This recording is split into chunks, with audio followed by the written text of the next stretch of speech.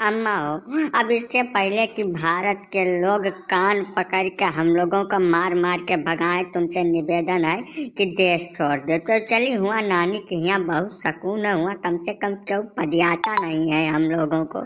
चलो चली ठीक है, थोड़ा अपना तुम नाच गाना का प्रोग्राम कर लेना, हम साग भाजी बेच के कौनो तरीके से गुजर बसर कर लेंगे। यहाँ अब कौनो उम्मीद नहीं बची है, ना तो दोबारा से अंग्रेजों का शासन आएगा, ना दोबारा गांधी जन्म लेंगे, ना आंदोलन चलेगा। अब कौनो रास्ता नहीं बचा है। ये तुमसे हम हाथ जोड़ कर निवेदन करते हैं, झूठी उम्मीद ना पालो, या उम्मीद के चक्कर में जेल जाना पड़ेगा। देख रही है मोदी की भाषा एकदम सुनने तैयार है नहीं है कुछ।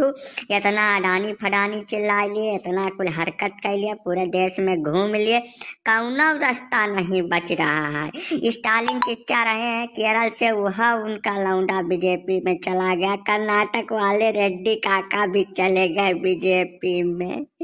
जिनके 3 स्टेट बचे रहे हैं वह हाथ से चले जाएंगे। हमको लग रहा है ओवैसी जी जवन बोले थे वो बात सत्य होने का समय आ गया है। अम्मा हाथ जोड़ के निवेदन है, इससे पहले कि जेल जाना पड़े चुपचाप पतली गली से निकल लो, ठीक है।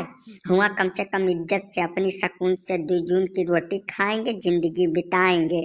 बात तो तुम्हारी सही है बेटवा, लेकिन अब हमको बुढ़ापा में नाच गाना में न फंसाओ। हम पहली बात तो हमारे शरीर में दम नहीं बचा है। कौनो तरीके से अगर गोली वोली खाए के कौनो ताकत की हम नाचे कूदे भी तब क्यों देखने नहीं आएगा इटली में। खाली पीली बेइज्जती होगी और कुछ नहीं होगा बेटा। कोशिश करो, वहीं काहे हार मान रहे हो। आखिरी सांस तक कोशिश करो, तुम का पता झांसा में आ जाए दोबारा से जनता। मतलब कुल मिला के कपड़ा उतरवा इनका मानोगी, नंगा कर दोगी तब समझ में आएगा। कह रहे हैं इतनी देर से जनता जागरूक हो गई है। एक एक आदमी के हाथ में मोबाइल दे दिए हैं मोदी, रोज तरह तरह की चीजें भेजते रहते हैं। इससे पहले कि कबर खोदी जाए लागे हमारे पुरखन की यहाँ से निकल लो, ठीक है। रोज हमको जनता पदियाती पुर्राती है, उसका कौनो फर्क नहीं पड़ता इनके ऊपर। एक काम करो ना, पिंकिया को मनाओ। तुम बुढ़ाई गई हो तो कौनो बात नहीं, तुम अपना ढोल वोल बजा लेना। अब पिंकिया को बुला लो, नाचेगी गाएगी, जौन मर्जी टाउन करेगी, कौनो तरीके से आमदनी होती रहेगी, ठीक है। तुम्हारे पास तो दिमाग है नहीं। हिया भौंकने की पूरी आजादी है, कुछ भी भौंक सकते हो। चाहे प्रधानमंत्री को गरियाओ, चाहे मुख्यमंत्री को गरियाओ, चाहे राष्ट्रपति को गरियाओ, चाहे जौन कराओ। जेल वो जल्दी नहीं होती है, बहुत कम केस में जेल होती है। बोलने का इतना आजादी हुआ नहीं तुम्हारे नानी घर पर, तुरंत गोली मार देंगे हुआ के लोग। समझता नहीं है। हिया जौन तुम गांजा वांजा पी कर चरस वरस खाए पी कर बोल बक लेते हो ना, हुआ कुछ नहीं बोल पाओगे। अब बोलोगे तो मारे जाओगे तुरंत आए। समझता नहीं है कुछ। शांति पूर्वक परे रहो, ठीक है। सांस खींचे चुप पर परे रहो, कभी तो समय आएगा जिंदगी में। अब नहीं आएगा जाओ तो इतना धन हम बनाई हूँ 50 साल में, प्रेम से जिंदगी बीत जाएगी तुम्हारी। तुम्हारे आगे नाच न पीछे पगहा, तुमको काहे चिंता हो रही है। चुप पर परे रहो हिया। यही बात की तो चिंता समझती नहीं है कौनो बात का। जौन बोले का आजादी पहले रही है वह खत्म हो गई है। देख रही है दुनिया बात बोले रहे हैं, सब छोड़ ले, हमारी सदस्यता भी चली गई, संसद में घुसने नहीं दिया जा रहा है। अब तो हम गांजा पी कर नहीं बोल सकते हैं। गांजा वांजा पी लेते थे, थोड़ा हिम्मत आ जाती थी, जौन मुंह में आता था तो बोल लेते थे, अपना सुकून मिल जाता था। अब वह नहीं कर सकते हैं। जानो जौन हमारा भाषण लिखता है ना वो मना कर दिया है। अरे नहीं पप्पू बेटा, इतना आत्मघाती कदम ना उठाओ भाई। जब अम्मा पावे पेंशन तो पप्पू कौन टेंशन। प्रेम से जाओ, अम्मा के खोली में रहो, आनंद से अपनी जिंदगी बिताओ। काहे बिना मतलब की नौटंकी फैला रहे हो।